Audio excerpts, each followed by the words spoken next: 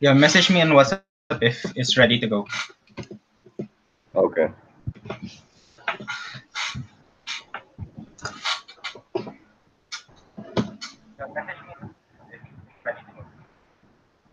Okay.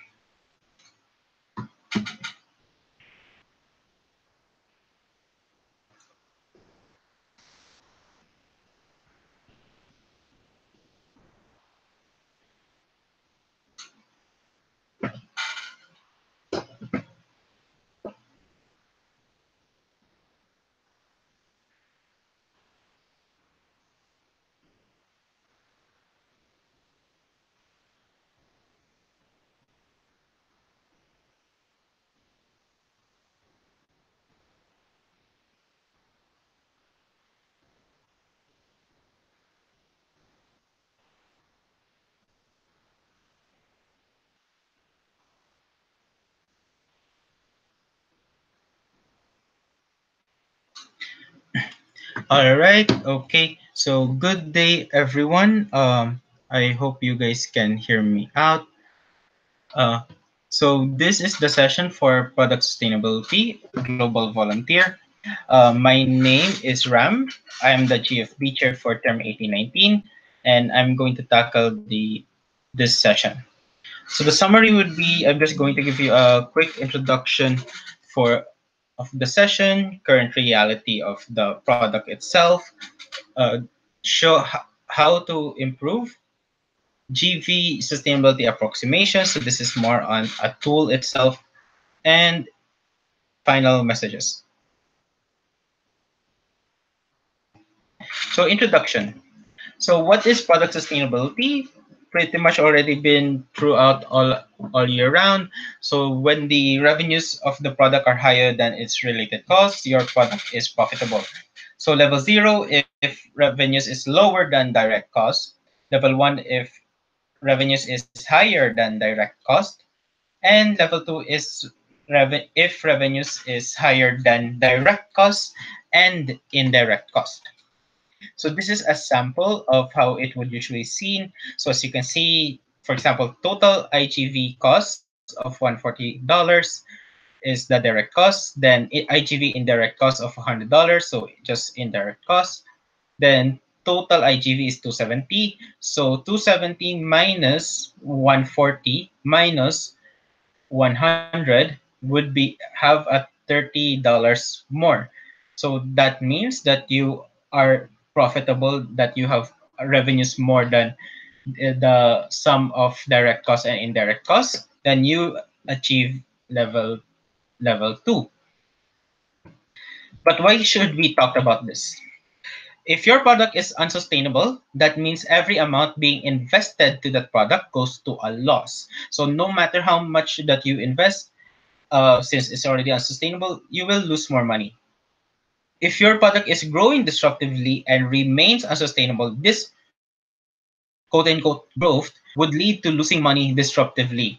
So even though that how many exchanges that you produce for the whole year, but the product will stay the same as it remains unsustainable, you would still you cannot see this as a sustainable growth because this is a growth that forces you to lose money.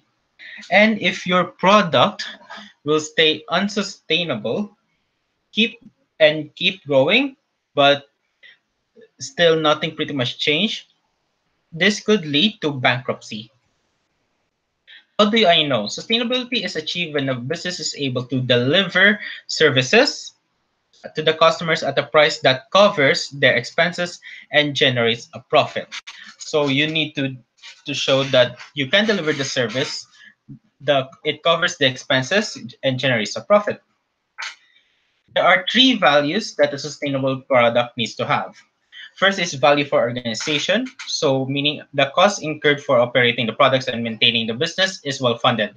This basically means is how your finances within the organization would be able to flow freely and in good terms. Value for market is price of the product is worth it to the customers and willing to spend for it. So this is where how the product is being seen, how the brand of the product is being heard or being valued by the market. And value for members, meaning the manpower for functioning and delivering the services is efficient and satisfactory. However,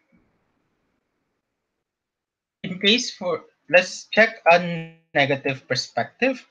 So if the direct cost is greater than the price, then negative margin. If indirect cost is greater than the margin, there's a loss after indirect cost. And if there is a main activity is not equal to main income stream, then division of the people versus division of the margins, then there is low efficiency. Samples for GV are housing cost is higher than IGV fees. There's way too many people allocated to back office than those in operations. And as you know, as you know, there is too many people in IGV in terms of delivering the customer service uh, or hosting them or pushing the operations, and OGV in terms of doing sales and doing more marketing. Then fixed costs cannot cover the profit margin. Then that this would mean that this is unsustainable. Current reality and numbers. The current reality for GV for IGV in August 2018 is that it is negative 0.88. That means for every euro spent in IGV, we lose 88 cents. Meanwhile, for OGV, we have we have 0.26. That means for every euro spent, for every euro we spent on OGV, we earn 26 cents. This makes IGV the least profitable product globally. Now let's check in a regional sense. In a regional sense, this shows that IGV Americas has the highest loss with negative 2.13, which is more than 3 times compared to other regions. Meanwhile, for OGV, Middle East and Africa have the highest gain with 0.50, which is nearly twice compared to other regions. How to improve? Now, first, you need to make sure that the product is legal. So you need to ensure that there is national policies that have rules and regulations to operate the product and keep things in order and organized. You need to make sure that visas and working permits are being complied with.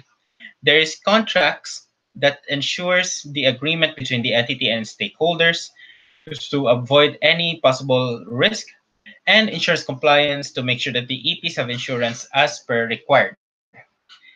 Budgeting, early and precise budgeting will make it a lot easier to operate products. So first you need to connect it to customer flow, backed up with data, indirect costs, and target profit. Connecting to customer flow, that means that this is not only about measuring it based on the standards delivery, but also counting from raising opportunities, because of course this is the time when we are starting to have more revenue points to impact measurement or brand advocacy. Backed up with data, you need to make sure that estimating the cost is based on research and past data. If you don't have the past data and you didn't make a good research, then you could say that the assumptions is false or not necessarily taken into good account. Indirect costs, you need to have a good discussion with the VPF and target profit as well. Pricing, sell our product for what it's worth, fully covered, ensure your price is enough to cover both direct and indirect costs. Repricing, use tools such as GFB pricing tool and market research to define an appropriate price. Cost cutting, there are a lot of ways to do cost cutting, but the two main categories usually is strategic alliances, so finding partners that can help you support the needs such as logistics, hosting, uh, training, or preparation. By this, you can also create shared value for the partner. Strategic alliances usually are partnerships that are discounted as well. So this makes the spending a lot lower. In kind sponsorships are partnerships that provide non-monetary support. So this can come in food, welcome packages, project materials, promotions, or even free press. Constant tracking. If not measured, it's not managed. You need to have constant tracking through reporting in meetings to make sure there is regular discussions regarding the status of the product profitability. If there is no reporting and meetings, that means there is inconsistent management with how you guys are tackling the product profitability. Tracking ROI. ROI, or return of investments, boosts operations, making our entities able to deliver more experiences that really develop leadership. Return of investments, if we keep investing in TV but have no clue how much we are actually getting out of these investments, we should probably start reconsidering this. So if there if there are certain investments that are not necessarily good or questionable or we don't know how it truly affects us, then you need to start questioning about it. Replicating investments, so meaning if the investment have good benefits or highest benefits, replicate those, because if replicating it would make it a lot easier and cheaper, because you already know that it is a guarantee investment. Discontinuing investments, meaning if there are no benefits or losing benefits, you can discontinue those away and stay away from those in future plans. Be careful with discounts. Now, this is something that a lot of people are talking about for within this period. So deduction from, if you wanted to do discounts, it can be a blessing or a curse. If you want to do, take note that you need to deduct it from the profit. Lowering the price of the product for a short period of time to attract more people can be effective, but make sure it's taken from the profit of the product and the product can still cover the direct and indirect cost. So we wanted to, of course, grow and have more numbers, but we don't want we don't want our own sustainability to suffer. So, of course, for a lot of people, this can say that, it's not as low as what the market wanted to be. But you need to have a good discussions between the exchangers and the finances, because we wanted to have a good balance of being able to grow and being able to be sustainable. Charging the partner. How should partners support IGV?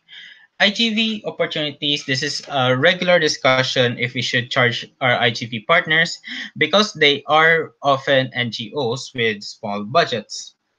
However, by not charging partners, we are indirectly charging AIESEC itself.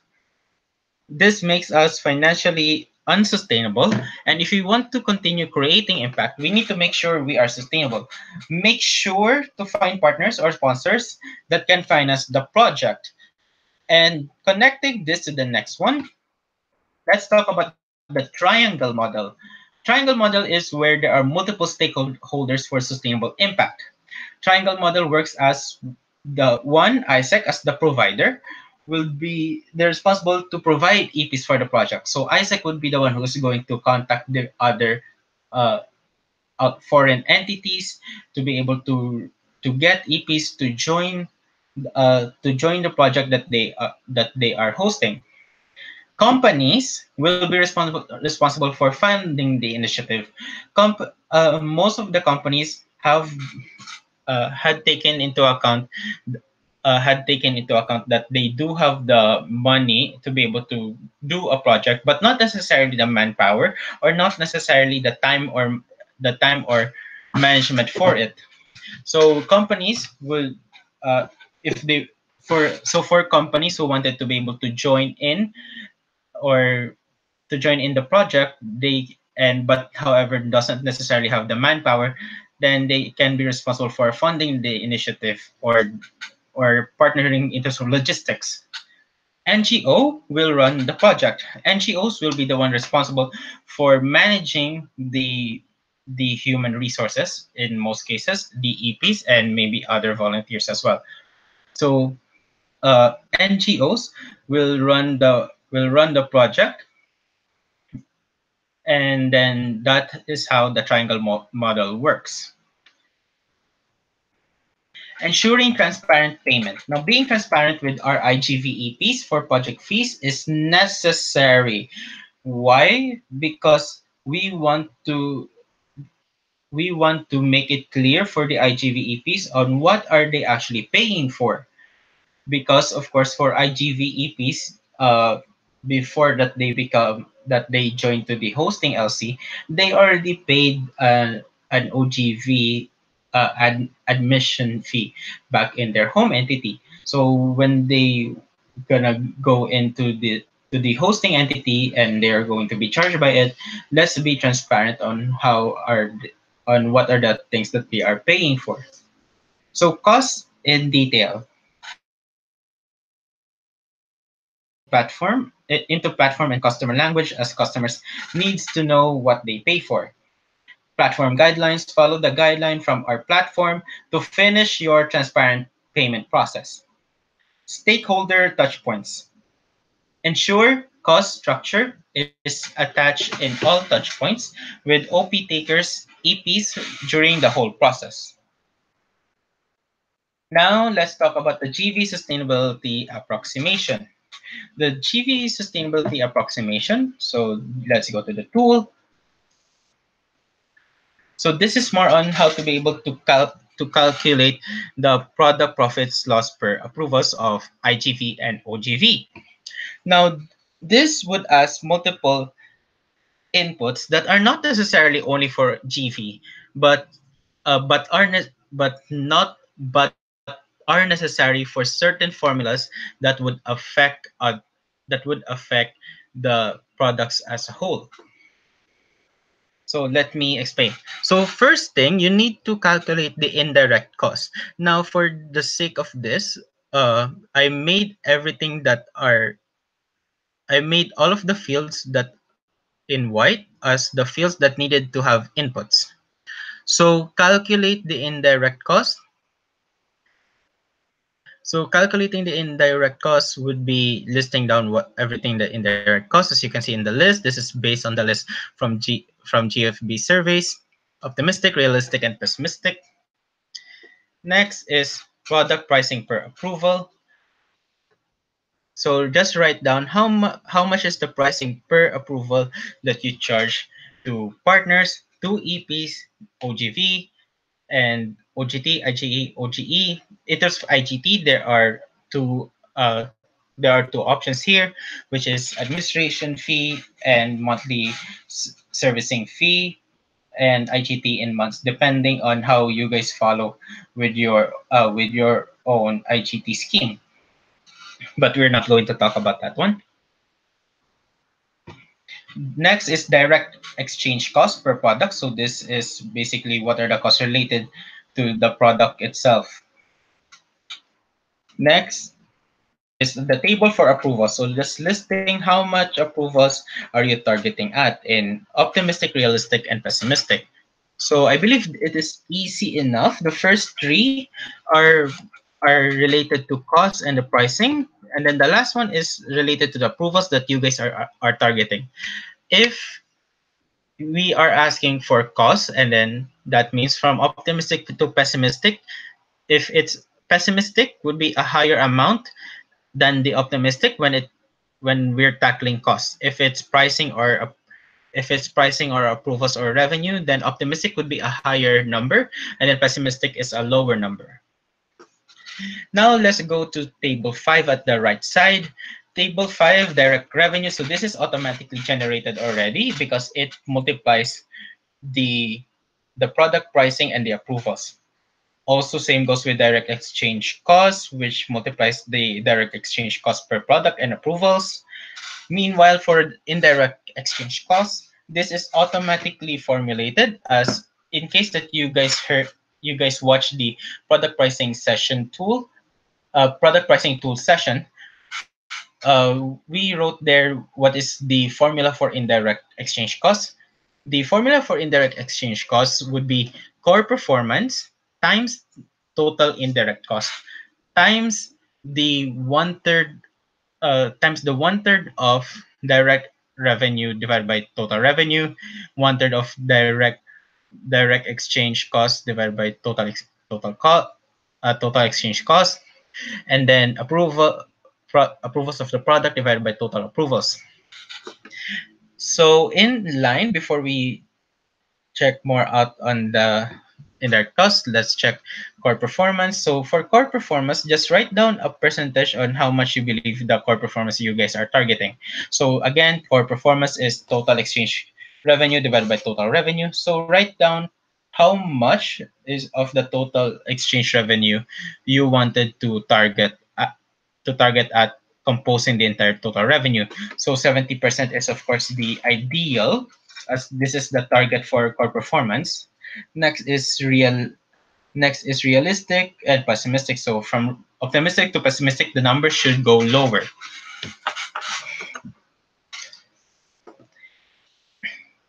Now, as soon as you guys have inputs from everything else, from 1, 2, 3, 4, 5, 6, and then core performance, then indirect cost will be automatically calculated. So moving on to the next table, so would be able to compute the product profit per loss. The formula for product profit per loss would be the direct the direct revenue of the product minus the direct cost of the product minus the indirect cost of the product, and then product profit loss per approval is simply by dividing that to the number of approvals that is achieved. Now let's talk about more into the situation. After you filled out all of the inputs necessary, and then have the direct revenue, direct exchange cost, and indirect exchange cost as formulated, you can see the product profit. Now, for this case, IGV, in an optimistic sense, is negative 1,192, which is still a loss, but it is a lot smaller as compared to its pessimistic version. Meanwhile, for OGV, it's 49,000 for optimistic, then realistic became already a negative, then pessimistic is more negative. Then if we're going to look at the products per approval, is the same as the one above, but it's more on per exchange. So let's try. What if we change how much approvals we are actually targeting? Let's say we are targeting a higher OGV. Let's say 230. And then let's make the realistic as 210, then 190. And as you can see, from realistic of the OGV from negative, it then became a positive. Then pessimistic is still the same as negative, but it's a lot more lower loss. Meanwhile, for IGV, so let's check how much. If we are going to increase simply on the approvals of IGV, then let's check how much would it actually improve. Let's say 300 IGV. Okay, then it became a profit. Then in terms of realistic, then let's say 250, then 200. So as you can see, even in realistic and pessimistic sense, it's still a negative for IGV. So let's try. What if we change the in terms of the pricing? What if we actually charged more for the partners? So what if we charge the partners the same amount as we're supposed to as we charge the EP? So 2,000. Then 1,600, then 1,400. Now it became a positive number for IGV profit loss. And then for OGV as well, it also became a positive as well. Now, as you can see, you can use this tool to be able to try and play out with the numbers on how you would be able to be sustainable in terms of your pricing or in terms of your target approvals, and still be able to get a certain amount of profit that you wanted to somehow target. This the good thing with this tool as well is that it automatically calculates the indirect exchange cost, so that is a lot easier for you. Now there are two more tables that I wanted to show. Now the risk situation. So what if, based on the situation as mentioned before, what if the revenue the total exchange revenue actually decreased by 10%, and then the cost increased by 15%.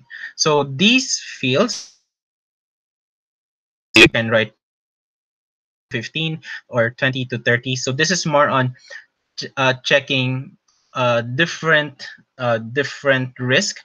The risk that can happen is more on risk that in terms of collection, that you believe that you wouldn't be able to collect these numbers or these revenues or this money, or other risks like necessary legal. Or then you can write down a certain percentage that for you to be able to create a good estimate. So, for example, if it says 10% and 15%, then the net profit loss under this scenario is that in optimistic, you would have 300,000. But in realistic, it's negative 33, then negative 39,000 in pessimistic. So you would be able to try out different ways on this one for you to utilize on what if, in terms of the plans that you are thinking, that there are more risks that you could take into account on. And then lastly, a table related to OGV discounted pricing. So let's say there's no discount that happened. So what would be the profit? So the profit would be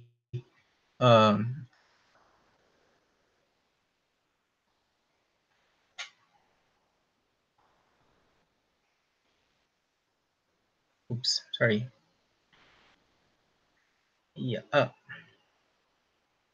Okay. So the profit would be 102,484. So same as this field here, as mentioned before.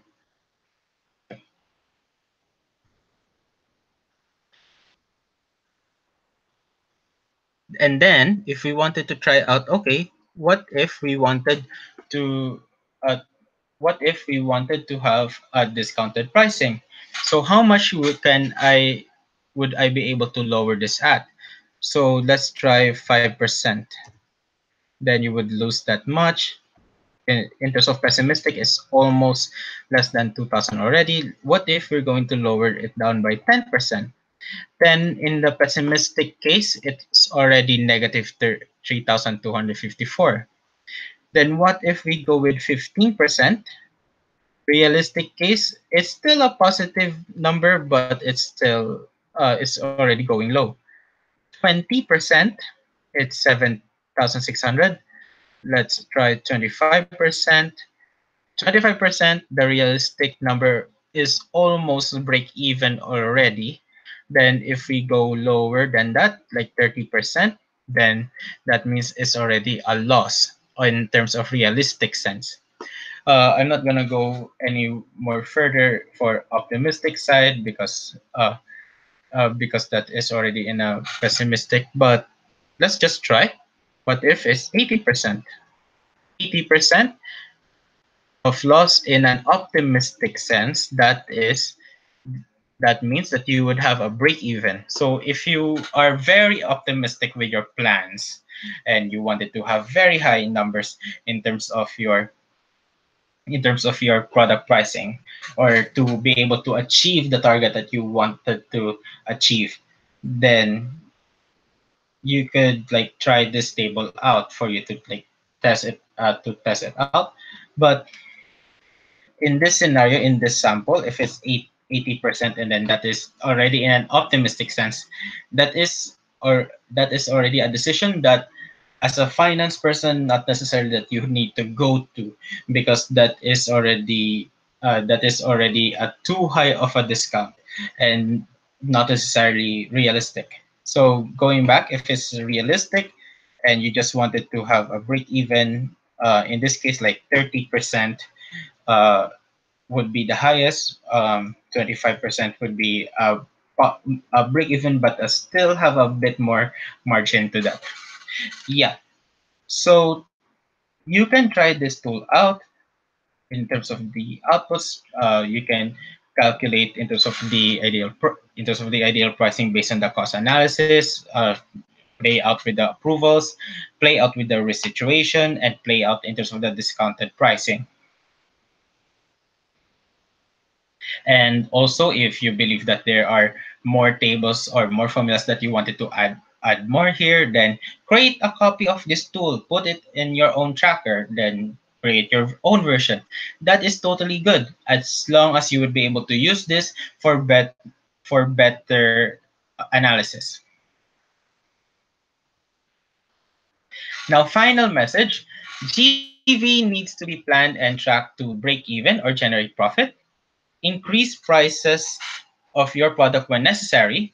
Invest time and energy in the education of your network and VPs for operations, especially as VPF, to ensure high performance and proper budget management. Always think about how you'll charge your IGV EPs and creating discounts for OGV.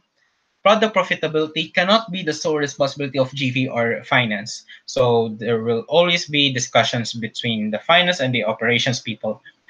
As product profitability is one of the targets of Strategy 5, we need to have a strong synergy between the two departments more than ever. So take note, GV is already at a brink of the loss.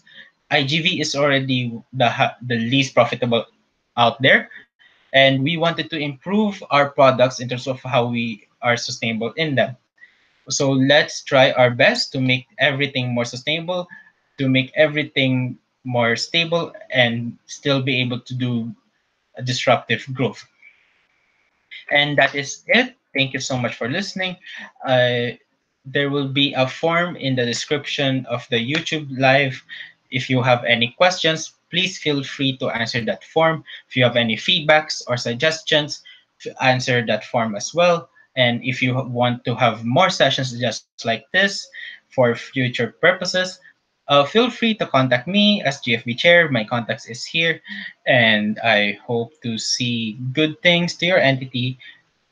Goodbye.